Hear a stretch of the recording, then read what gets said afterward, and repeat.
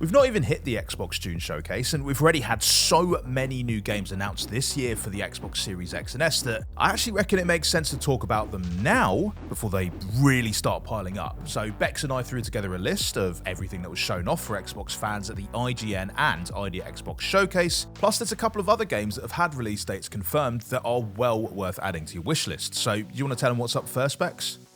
What if all of the Tetris pieces were actually alive and they were also your friends?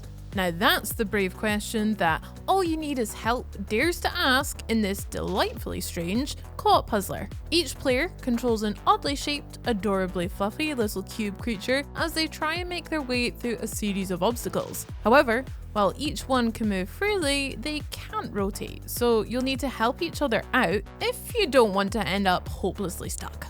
Featuring a blend of local and online multiplayer, as well as an emote-like voice system that makes shouting for help especially fun. All You Need Is Help could be your new favourite party game when it comes to Game Pass this autumn.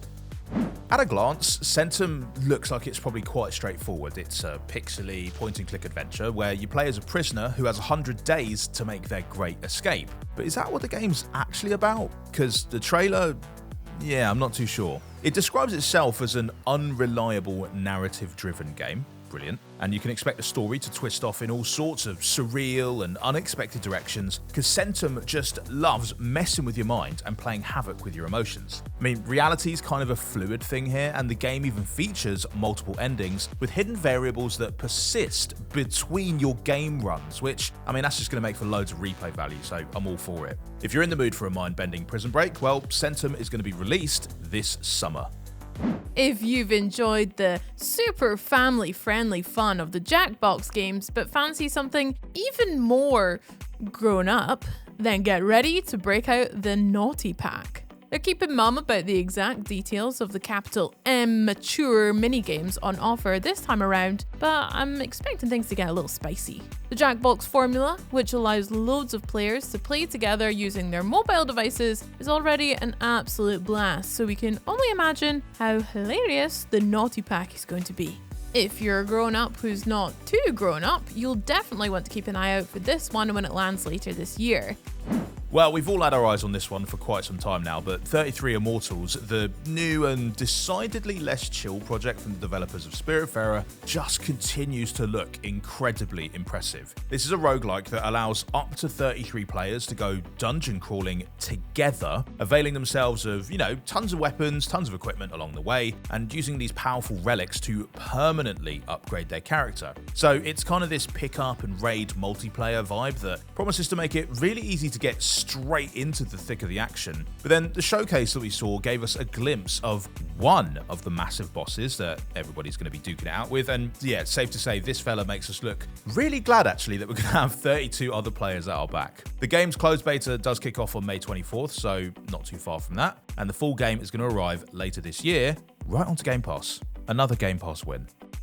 Aster is a young warrior with a whole lot of questions, and when it comes to getting answers, he's not afraid to cut right to the chase. In this fast-paced action RPG, you'll be guiding Aster through great hordes of enemies as he tries to figure out exactly what happened to his creator and what's going on over there in that there Monolith. If you love learning new moves and racking up combos, Asterblade of the Monolith is a game for you. And it turns out you won't have to wait too long for it either, as Aster arrives on the 30th of May. Humanity looks like a really fun puzzle game where you have to guide a horde of mindless Homo sapiens through a series of challenging puzzles in a last-ditch bid to save the species. But hang on, it gets worse. You're also a dog. Yeah, good luck with that.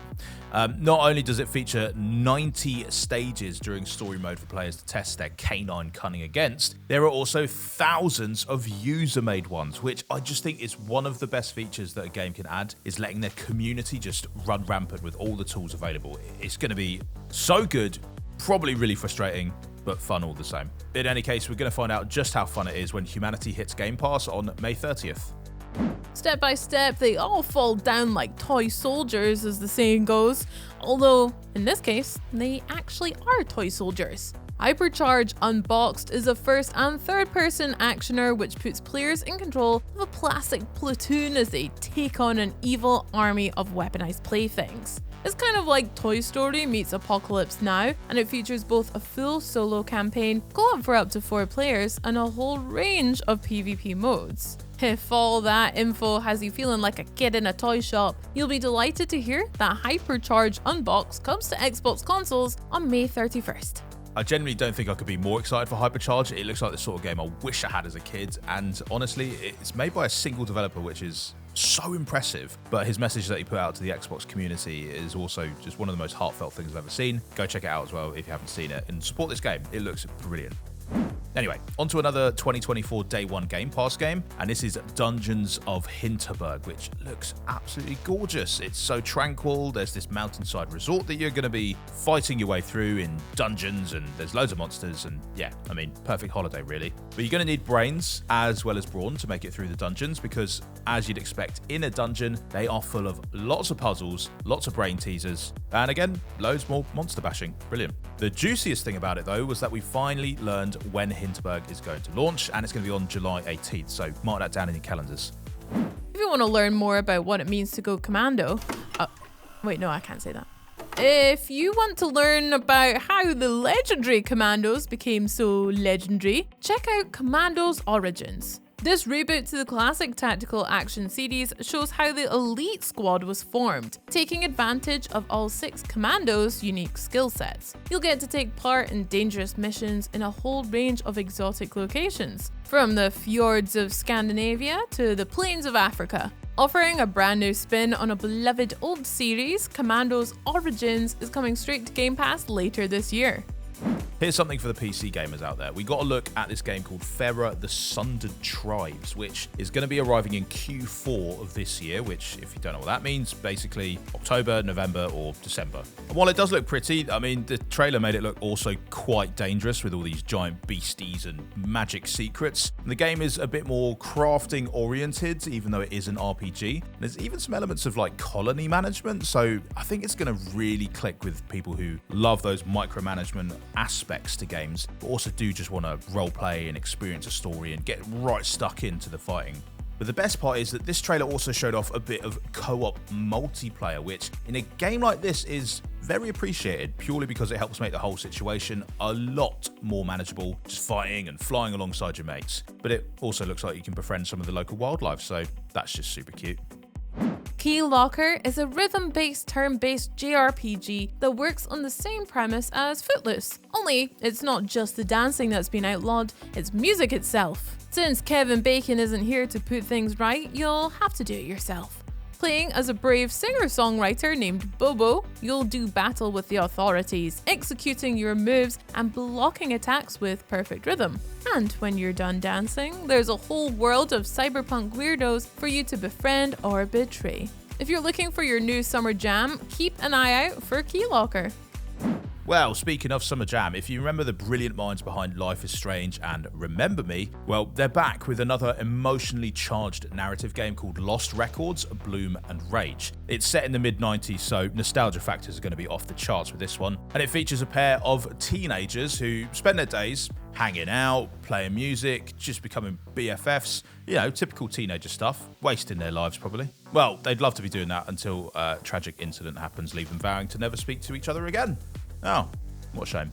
Then it all seems to go a bit Stephen King, and 27 long years later, they're going to meet back up to confront the dark secret that has been haunting them ever since. No, don't nod, it's going to be another heartwarming, tear-jerking, intoxicating bit of business, and I just can't wait for it to arrive later this year. Take the fast-paced action of a kart racer, combine it with the ruthless competition of a battle royale, and you've got something pretty special. Something a bit like Stampede Battle Royale. Up to 60 players can go bumper to bumper in this super-sized racing game. And don't worry about getting lost in the crowd, there are over 400 customization items on offer to give your racer their own unique look. And if you're looking to get a head start on the competition, Stampede Racing Royale will be available in game preview on PC and Xbox Series X and S this summer. Roguelikes just keep popping off lately, and I'm all for it. And Sulfa is another great example of that. It's a first-person roguelike that's going to challenge you to delve as deep as you can into a dark fantasy world that's just brimming with deadly and disturbing creatures. But there's loads of different weapons to scoop up, which will be pretty handy for that. And there's loads of different ways to modify and what looks like enchant the ones that you've got. There's multiple ways to take on each encounter. You can go in guns blazing, or you can see if you can outsmart all those evildoers. But you'll also get to meet some not entirely evil, but still kind of creepy people who might help you out if you ask them nicely, or bribe them nicely, or threaten them nicely. You know, pick your poison. Basically, this whole game just looks a bit messed up, but a lot of fun at the same time, and I can't wait to see more when the game arrives later this year. Tales of Iron is a brutal side-scrolling Souls-like that saw a young rat king slicing down all kinds of towering foes. And it turns out, he was just getting started. The showcase gave us a good look at the sequel's gameplay, and it looks every bit as savage. From spiky porcupines to cats, bats, lizards and frogs, Tales of Iron 2, Whiskers of Winter is throwing pretty much the whole animal kingdom at you. Featuring a gorgeous, gothic, hand-drawn style and loads of creepy creatures, Tales of Iron 2 is definitely one for the Hollow Knight fans to watch out for. I'm going to say it, this one's a bit of a scoop, because you play as a reporter. Yeah? No? Okay. Well, it's a point-and-click game called Times in Galaxy, and yes, you are a reporter, interviewing aliens, rocketing around the galaxy, digging up clues, gathering material, you know, all the stuff that regular reporters do just in space. And once you've got that stuff, you then have to decide the best way to turn it into a story. So how are you going to frame that issue? What tone are you going to go for? Is there any way you can get the name Taylor Swift into the headline? You know, helps drive clicks. I don't know, it just seems like a really unique spin on the genre that pushes players to use a whole different set of storytelling skills to craft their own narrative. Genius.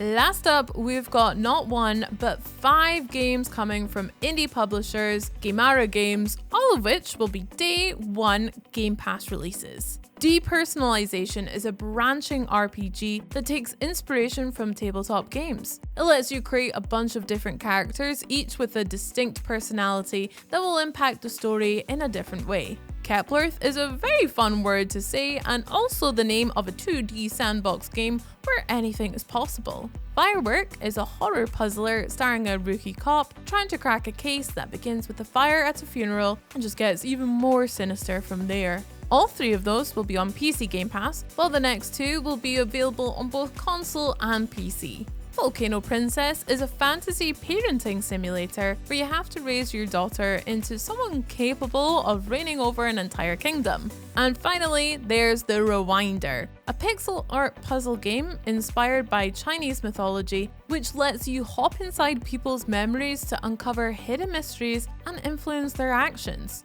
Ooh, and it's on Game Pass right now. Whew. That's the whole lot, but let me know what your favorite title from the showcase was. Hit the comments to let us know. See you later!